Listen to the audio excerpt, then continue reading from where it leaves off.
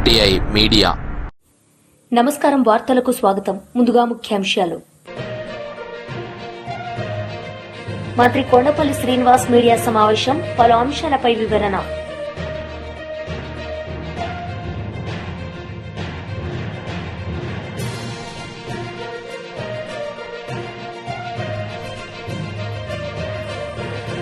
TRS leader Dasoju Shravan Kumar media సమావేశం, CM Revanth రెడ్డిపై fire.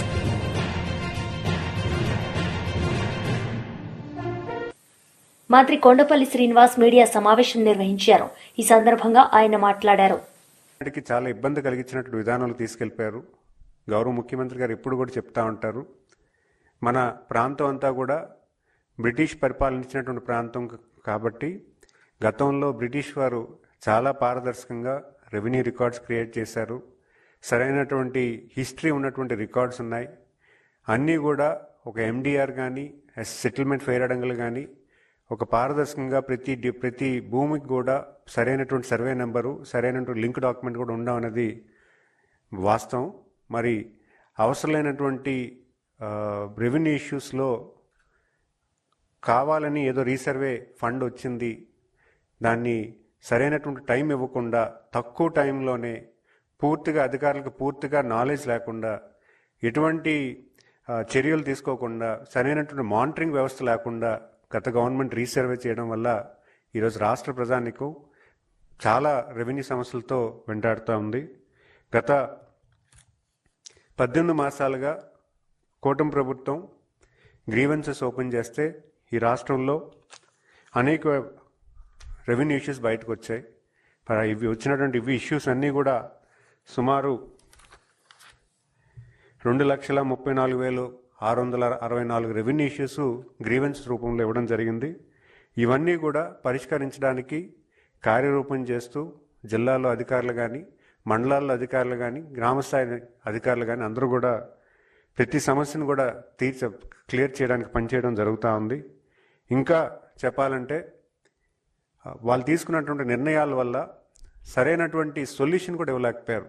Joint LPM అని తీసుకొచ్చి జాయింట్ ఎల్పిఎంలో 4 విభాగాలు ఉన్నాయి. 4 విభాగాల్లో కూడా సరైనటువంటి డైరెక్షన్స్ ఇవ్వకపోవడం వల్ల అనేక ల్యాండ్ ఇష్యూస్ క్రియేట్ అయిపోవడం వాస్తవం.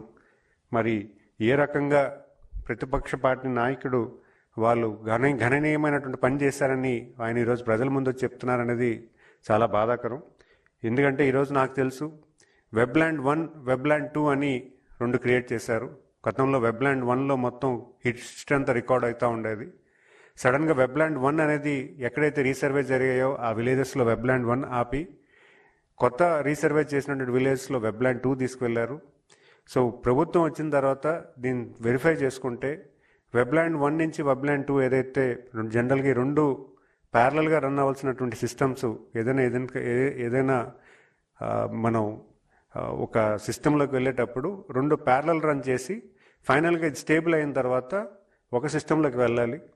ఎక్కడ డేటా అనేది ట్రాన్స్ఫర్ అవ్వకుండా రెవెన్యూ ఇష్యూస్ సమస్యలు పెంచే దశగా గత గవర్నమెంట్ చేసినటువంటి ఇబ్బంది వల్ల ఈరోజు రాష్ట్ర ప్రభుత్వం అనేకమైన రెవెన్యూ ఇష్యూస్ వస్తున్నాయి. మరి అవన్నీ కూడా ఎట్టి పరిస్థితుల్లో 2 సంవత్సరాల్లో క్లియర్ చేయమని గౌరవ ముఖ్యమంత్రి గారు కార్యాచరణ చేయమన్నారు. జిల్లాల అధికారులు కానీ, మండల అధికారులు కానీ అందరూ కూడా రెవెన్యూ ఇష్యూస్కి సాల్వ్ చేసే దశగా కార్యరూపం చేయడం జరిగింది. ఎందుకంటే ప్రతి సమస్యను కూడా ఎలాగైనా సొల్యూషన్ తీసుకెళ్ళడానికి ఒక మానిటరింగ్ వ్యవస్థ తీసుకొచ్చారు గౌరవ ముఖ్యమంత్రి గారు. గత గవర్నమెంట్ చేసినటువంటి ఇష్యూస్ వల్ల ఈరోజు సామాన్య రైతులు ఎక్కడికి వెళ్ళాలో తెలియదు, ఏ రకంగా క్లియర్ చేయాలో తెలియని పరిస్థితిలో ఉండింది. ఈరోజు గౌరవ ముఖ్యమంత్రి గారు కలెక్టర్స్ కాన్ఫరెన్స్ పెట్టి ప్రత్యేకించి మండల ఎంఆర్ఓస్కి ప్రత్యేకించి గైడెన్స్ ఇచ్చి ఎటువంటి ప్రాబ్లం ఉంది, ఈ ప్రాబ్లంకి ఏ సొల్యూషన్ వస్తే బాగుంటుందని ఒక గైడ్లైన్స్ ఇచ్చి ప్రతి సమస్యని క్లియర్ చేయడానికి పనిచేయడం జరుగుతూ ఉంది. మరి అంతేకాకుండా ఈ ప్రతిపక్ష పార్టీ నాయకుడు చెప్పినటువంటి విధానాన్ని మనందరం కూడా ఖండించాలి. రీసర్వే వల్ల విజయనగరం జిల్లాలోనే సుమారు 1,00,000 పైన జాయింట్ ఎల్పిఎంస్ క్రియేట్ అయ్యాయి. ఈ జాయింట్ ఎల్పిఎంస్లో ఉన్నటువంటి ఇష్యూస్ అన్నీ కూడా క్లియర్ చేయడానికి మేము పనిచేస్తున్నాం. గతంలో చాలామంది వలసలు వెళ్ళిపోయిన పరిస్థితి ఉంది విజయనగరం జిల్లాలో.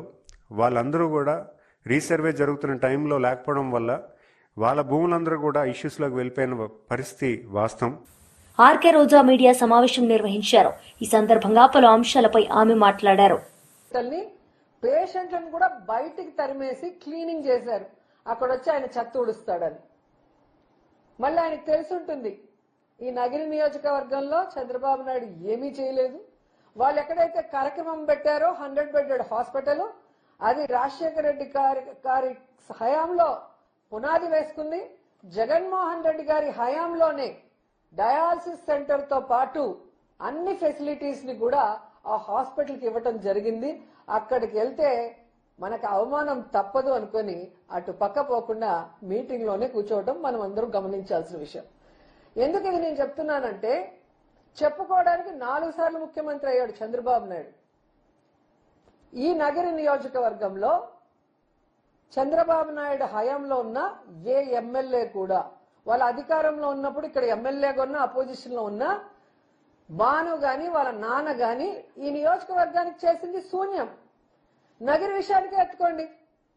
నగరికి కావాల్సిన అర్బన్ హెల్త్ సెంటర్లు మొన్నటి వరకు రెంటెడ్ లో ఉన్నాయి, జగనన్న హయాంలో మేం కట్టినవి. డయాలసిస్ సెంటర్ జగనన్న ఆశీస్సులతో మేం కట్టినవి. పార్క్ మేం కట్టినది. ఎలక్ట్రిక్ క్రిమినేషన్ సెంటర్ మేం కట్టినది.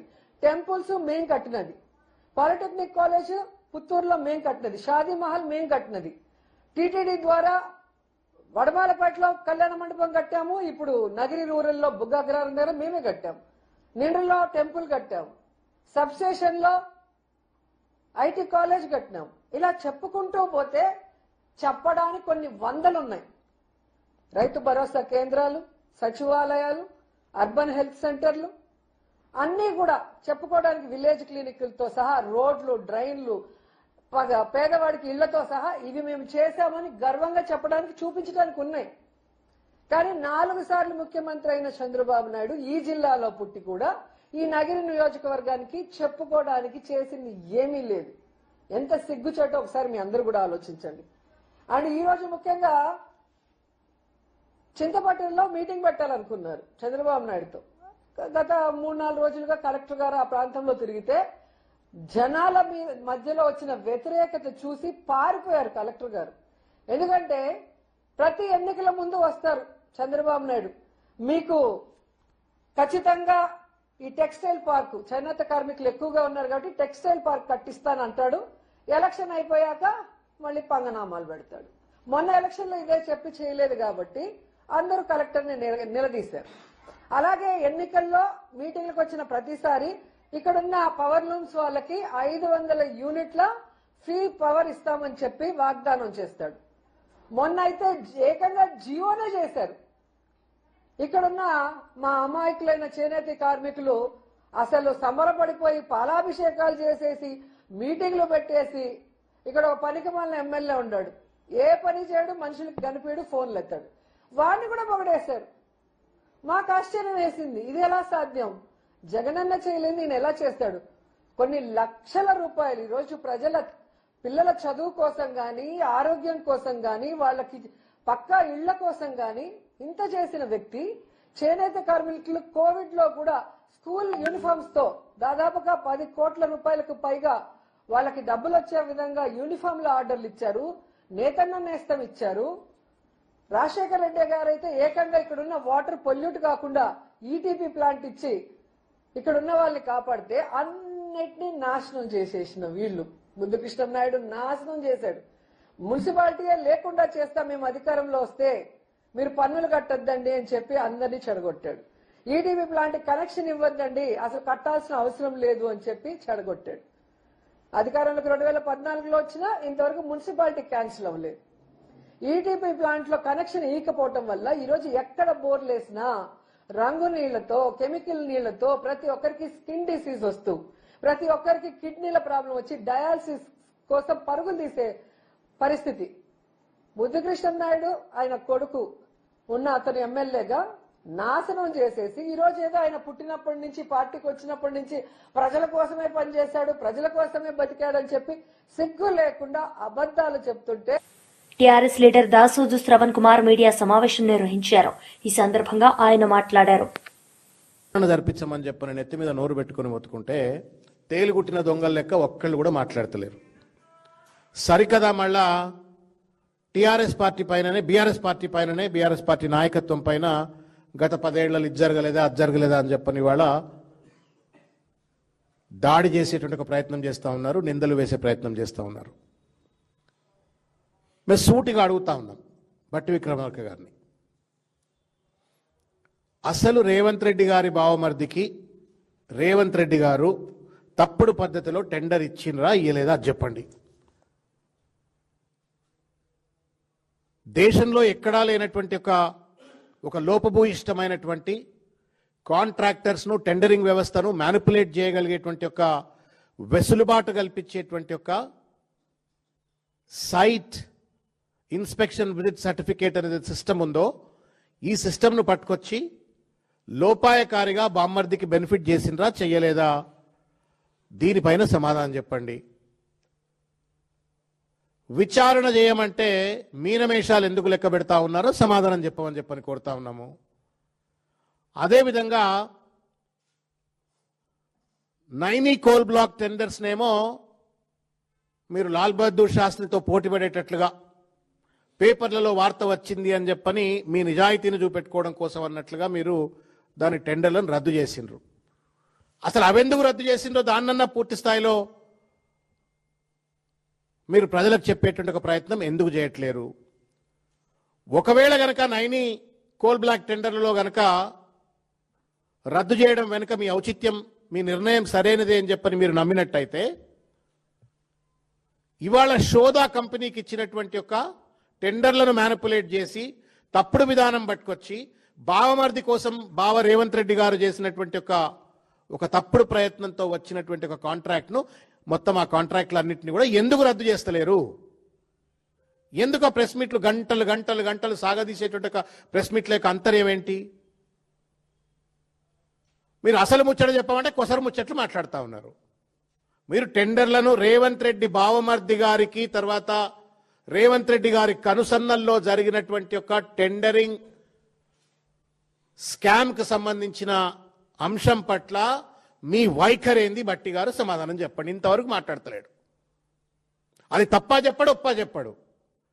ఏమనంటే ఈ పేపర్ల వార్త వచ్చింది, ఆ పేపర్ల వార్త వచ్చింది, 10 ఏళ్ళు మీరే పరిపాలన ఉన్నారు, మీ దగ్గర తప్పు జరిగింది, మా దగ్గర తప్పు జరిగింది అంటారు. కానీ నిర్దిష్టమైనటువంటి ఒక ఆధారాలతో ఒక ఆరోపణ చేసిన తర్వాత దానిపైన సమాధానం చెప్పకుండా బీట్ అరౌండ్ ద బుష్ అంటాం మనం. బీట్ అరౌండ్ ద బుష్ లెక్క ఇష్టం వచ్చినట్లు ప్రెస్ మీట్లు పెట్టి కాలయాపన చేసి, అటు మీడియా సమయాన్ని, ప్రజల సమయాన్ని కాలయాపన చేసి ఒక దాటవేత ధోరణికి పాల్పడుతూ ఉన్నారు బట్టి గారు తప్ప, నిర్దిష్టంగా లేవనెత్తినటువంటి యొక్క అంశాల పట్ల సమాధానాలు చెప్పట్లేరు. ఆరోపణలకు విచారణ జరిపించేటువంటి నైతికత కానీ ధైర్యం కానీ ఇవాళ చూపెడతలేరు. ఏ ధైర్యంతో మీరు ఒక పేపర్లో వచ్చిన వార్తను ఆధారంగా చేసుకొని నైనీ కోల్ బ్లాక్ టెండర్లను రద్దు చేస్తారు? ఇవాళ ఎందుకు పిరికితనంతో భయపడుతున్నారు? రేవంత్ రెడ్డిని చూసి భయపడుతున్నారా? లేకపోతే రేవంత్ రెడ్డి చుట్టూ ఉన్నటువంటి ఒక కోల్ మైనింగ్ మాఫియాను చూసి భయపడుతున్నారా? ఏ ధైర్యంతో దాన్ని రద్దు చేస్తారు? ఏ పిరికితనంతో దీన్ని రద్దు చేయరు? దాన్ని రద్దు చేసి టీడీపీ మాజీ ఎమ్మెల్యే అశోక్ బాబు మీడియా సమావేశం నిర్వహించారు. ఈ సందర్భంగా ఆయన మాట్లాడారు. చేసిందేంటి? నువ్వు ఆయన వ్యక్తిగతంగా మాట్లాడావు కదా, ఆయన ఉన్మత్తని, అంటే మీ నాయకుడు ఉన్మాది కాబట్టి ఇక్కడ మాట్లాడిన మాటలు నీకు అలా అనిపించినాయి. అనగానే ప్రసాద్కి 25 కోట్లు అడిగాము, మేము ఇవ్వలేదు. 25 ఇవ్వకపోతే ఎంత ఇస్తా ఉన్నారు మీరు? ఏదో బేరం జరిగింది కదా. 25కి ఈయన రానన్నాడా, లేదా 25 నువ్వు వినన్నావా? ఇవాళ ఎందుకు చెప్తున్నారు? 2 సంవత్సరాల తర్వాత ఎలక్షన్ ముందు, అడిగిన రోజు ఎలక్షన్ ముందే చెప్పాలి కదా. మీ అనగానే మమ్మల్ని డబ్బులు అడిగాడు, మేము అన్నాం అని నువ్వు ఎందుకు చెప్పాలి ఆ రోజున? ఇప్పుడు చెప్తున్నావు. కాబట్టి ఇటువంటి నీచ సంస్కృతి ఉన్న మీ పార్టీలో నేను చాలా స్పష్టంగా చెప్తున్నాను నాని గారు, నీచ సంస్కృతి, ఉన్మత్త అనే పదాలు నేను వాడను. ఎందుకంటే కత్తి చంపడానికి వాడతాం, ప్రాణాలు కాపాడతానికి వాడతాం. అది మీరు తేల్చుకోవాలా, మీ కత్తిని మీరు ఎలా వాడుకుంటున్నారు. కత్తి అంటే నా దృష్టిలో మీకున్న మీడియా అని. విష సంస్కృతి, ఇక ఇంతకంటే ఉత్కృష్టమైన పదం లేదు తెలుగు భాషలో. ఆ సంస్కృతిని మీరు ఈరోజు కాదు, మీ 5 సంవత్సరాలు కూడా అదే పని చేశారు. 2019లో దాన్ని ప్రజలు గమనించలేదు కాబట్టి మోసపోయారు. నువ్వు అన్నావు, ఆయన మాట్లాడాడు, ఆయన బాధ్యతకి మేము ఒప్పుకుని మా పక్కన కూర్చునేవాడు, అదృష్టం బాగుంది, దేవుడు దయ ఉందని. నేనే అదే చెప్తున్నా. మీ నాయకుడు అసెంబ్లీలో చెప్పాడు, ఇది దేవుడి తీర్పు 23 అని. మా దగ్గర 23 తీసుకున్నావు, నీకు 23 వచ్చినాయి అని. ఇది కూడా దేవుడి తీర్పే. 151 ఇస్తే విర్రవీకి ఇష్టం వచ్చినట్టు చేసి ఒక ముఖ్యమంత్రి సభలో ఇది కూడా పేకలేడని చెప్పి తల మీద వెంట్రుకలు చూపించాడు. అది సంస్కృత? అటువంటిది అనగానే సత్యప్రసాద్ మాట్లాడితే ప్రభుత్వం యొక్క రెవెన్యూ మినిస్టర్ మాట్లాడినట్టు. అందుకు సంతోషం, ఆయన రెవెన్యూ మినిస్టర్ మీరు ఒప్పుకున్నారు. అయితే విషయం పాస్బుక్లు మీరు సర్వే చేశారు. మీరేమైనా సొంతగా ఇంట్లో వంట చేసి ప్రజలు పెట్టారా ఏంటి? గవర్నమెంట్ అన్ని రాష్ట్రాల్లో కూడా సర్వే జరిగింది. చాలా రాష్ట్రాల్లో ఇప్పుడు పంచాయతీ ఎలక్షన్లు పెడితే గ్రాంట్స్ వస్తాయి, పెట్టకపోతే రావు. పెట్టే రాష్ట్రాలు ఉంటాయి, వాయిదా వేసే రాష్ట్రాలు ఉంటాయి. అలాగే సర్వే చేయాలి, అన్ని రాష్ట్రాలు చేయమని చెప్పింది కేంద్ర ప్రభుత్వం. అందుకే చేసిన వాళ్ళకి ఇన్సెంటివ్ ఇచ్చింది. ఇప్పుడు కార్బన్ ప్రింట్ తగ్గిస్తే ఈ మన థర్మల్ స్టేషన్ తగ్గించి న్యాచురల్ పవర్ పెంచితే కొన్ని ఇన్సెంటివ్స్ ఇచ్చింది ప్రభుత్వం. అలాగే దీనికి కూడా ఇన్సెంటివ్స్ ఇచ్చింది. సర్వే చేసావు. మేము చెప్పింది ఏంటి? నువ్వు సర్వే చేయడం తప్పు, లేకపోతే ఇంకోటి తప్పు అంటలా. అందుట్లో ఉన్న డేటా తప్పు ఒకటి. 2, నువ్వు ముద్రించిన పుస్తకాలు తప్పు. 3, నీ సర్వే రాళ్ళు. సర్వే రాళ్ళ మీద ముఖ్యమంత్రి బొమ్మ వేయించుకోవడం ఎంత ఉన్మాదం మీకు తెలీదా? ఇప్పుడు నువ్వు హిందువువి, వేరే మతం ఫోటోలు వేసి నువ్వు ఇంట్లో పెడతావా? పెట్టం కదా, న్యాచురల్గా పెట్టాం. అలాగే వేరే భాషలో పుస్తకం ఇస్తే నువ్వేం చేసుకుంటావు? నా భూమి మా నాన్న కొనిచ్చాడు, మా తాత కొనిచ్చాడు, ఆ ముత్తాత ఇచ్చాడు, నా భూమి. దానికి ప్రభుత్వం సరిహద్దు పెట్టాల్సిన బాధ్యత ప్రభుత్వంది. ఆ సరిహద్దు నీ బొమ్మ వేసిన హక్కు నీకెక్కడుంది? నువ్వు ముఖ్యమంత్రి అవుతే ముఖ్యమంత్రి ఒక ట్రస్టీ, ఆ భూమి ఓనర్ కాదు. భూమి ఓనర్ నేను. 700 కోట్లు ఖర్చు పెట్టావు, ఏమైనా రాళ్ళు పాతేవా? నువ్వు చేసిన ఎన్ని గ్రామాలు? 6000 గ్రామాలు. 6000 గ్రామాలకు ఎంత కావాలి రాయి? నువ్వు సంవత్సరానికి మొత్తం ఆంధ్రప్రదేశ్లో భూమికి సరిపడా రాళ్ళు వేసి ఆ కాంట్రాక్టర్లకి డబ్బులు ఇచ్చి ఆ డబ్బులో నువ్వు కొంత తిని నానా యాగి చేసావు. ఇక డేటా. పేర్నాని గారు, మీరు మేధావులే, నేను ఒప్పుకుంటా. దీనికి సమాధానం చెప్పండి. ఏమి ఇచ్చావు నువ్వు కొత్తగానే అడుగుతున్నావు? ఏమి ఇస్తారు? నాకు 4 ఎకరాల పొలం ఉంది. జగన్మోహన్ రెడ్డి ఇచ్చినా చంద్రబాబు నాయుడు ఇచ్చినా 4 ఎకరాలు నాకు ఉందని చెప్పి ఇవ్వాలే తప్ప 4 ఎకరాలు 2 ఎకరాలు తీసి జగన్మోహన్ రెడ్డి ఇవ్వలేడు, 2 ఎకరాలు కలిపి చంద్రబాబు నాయుడు ఇవ్వలేదు. అదేంటి? రైతుకి ఒక డిజిటల్ సర్వే చేసి ఆ సర్వే ప్రకారం నీ భూమి ఉందని చెప్పించే సర్టిఫికేట్ నువ్వే ఒప్పుకున్నావు. డిజిటల్ సర్వేకిను మాన్యువల్ సర్వేకి తేడా ఉంది, 5% తేడా వస్తే అదంతా రైతులు పిలిచి చెప్పామని. ఇవాళ ఆ తేడాను వేసి ఇష్టం వచ్చిన సర్వే చేసి పుస్తకాలు ఇవ్వబట్టే ఇవాళ మా దగ్గర వచ్చిన గ్రీవెన్స్ల 13 లక్షల్లో 12 లక్షల భూమికి సంబంధించినవి. ఏమంటే మా భూమి తక్కువ పడింది, మా పేరు మ్యుటేషన్లో పేర్లు పడలేదు, మాకు అమ్మిన వాళ్ళ పేర్లో ఉన్నాయండి. ఇవే మాకు వచ్చిన అప్లికేషన్లు, మెజారిటీ అప్లికేషన్లు. అసలు మేము మీకు YCP leader Shivashankar Reddy press meet నిర్వహించారు. ఈ సందర్భంగా పలు అంశాలపై ఆయన మాట్లాడారు. మామూలుగా సెటిల్ సర్వీసెస్, సెట్విన్ సర్వీసెస్, లేకపోతే ఆటో సర్వీసెస్, బస్సులో సెటిల్ అంటే ఉదయం వెళ్తే సాయంత్రం రిటర్న్ వస్తుంది, అంటే రౌండ్ ట్రిప్లు. అటువంటి సెటిల్ సర్వీసెస్ ఇప్పుడు ఆంధ్రప్రదేశ్ లో విమాన సెటిల్ సర్వీసెస్, అంటే ప్రత్యేక విమానాల సెటిల్ సర్వీసెస్ కూడా స్టార్ట్ చేసినట్టుంది. అది ఎక్కడికి? తెలంగాణ రాష్ట్రం నుంచి ఆంధ్రప్రదేశ్ రాష్ట్రం వరకు. ముఖ్యమంత్రి గారితో పాటు సకల శాఖ మంత్రి నారా లోకేష్, అదేవిధంగా డిప్యూటీ చీఫ్ మినిస్టర్ పంచాయతీరాజ్ శాఖ మంత్రి, కనీసం ఆయనకి మరీ దుర్మార్గంగా అయితే లాస్ట్ 1 వీక్ అబ్జర్వ్ చేస్తే గత వారం రోజులుగా వీళ్ళు తిరిగినటువంటి ఫ్లైట్ సర్వీసెస్ ఒకసారి చూస్తే 19వ తారీఖు ఉప ముఖ్యమంత్రి గారు హైదరాబాద్ నుంచి బయలుదేరి విజయవాడకు వచ్చారు 11 గంటలకి. తర్వాత రాత్రికి రిటర్న్ వెళ్ళిపోయారు. నైట్ అక్కడ హైదరాబాద్ లో పడుకున్నారు. మళ్ళీ 20వ తారీఖు ఉదయం 10:52 మళ్ళీ వచ్చి 20వ తారీఖు మళ్ళీ సాయంత్రం 7 గంటలకు వెళ్ళిపోయారు. మళ్ళీ 21వ తారీఖున మధ్యాహ్నం 2 గంటలకు వచ్చి మళ్ళీ 7 గంటలకి, కేవలం 4 గంటలు ఇక్కడ ఉండింది. 4 గంటలు ఉండి మళ్ళీ వెళ్ళారు.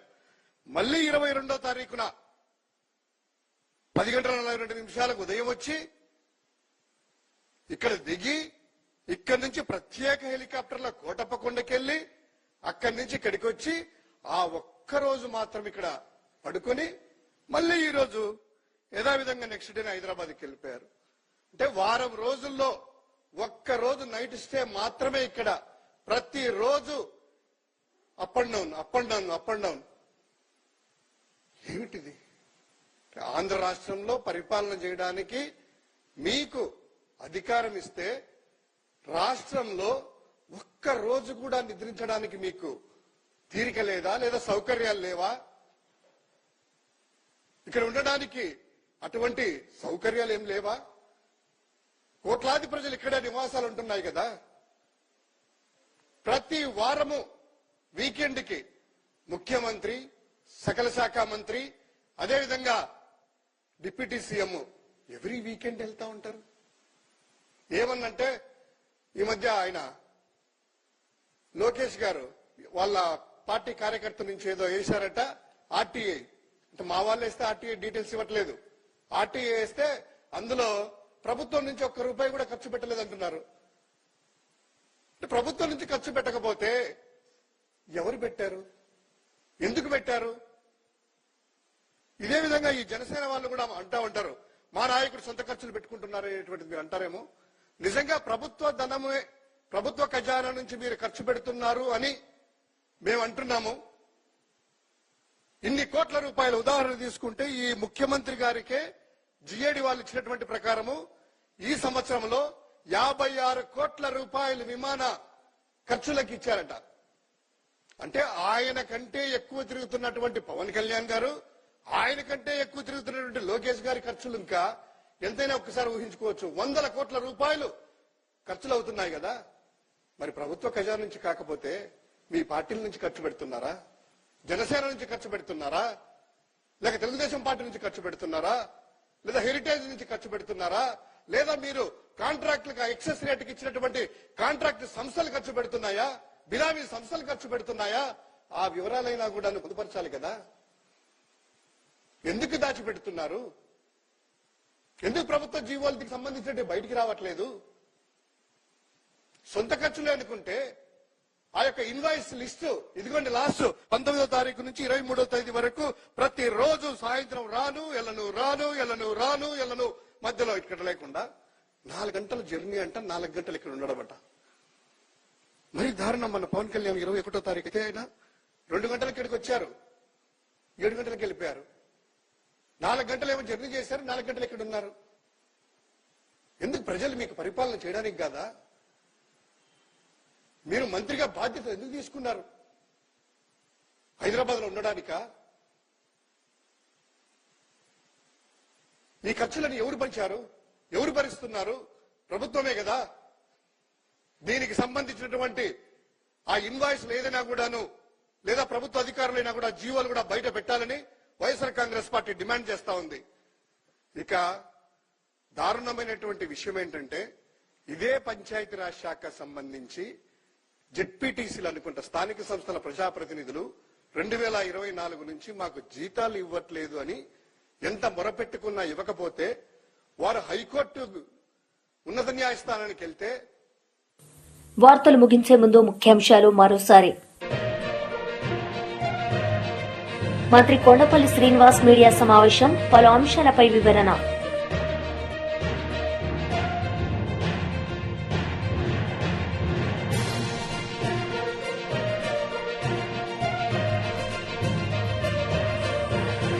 TRS leader Dasoju Shravan Kumar media సమావేశం, సీఎం రేవంత్ రెడ్డిపై ఫైర్.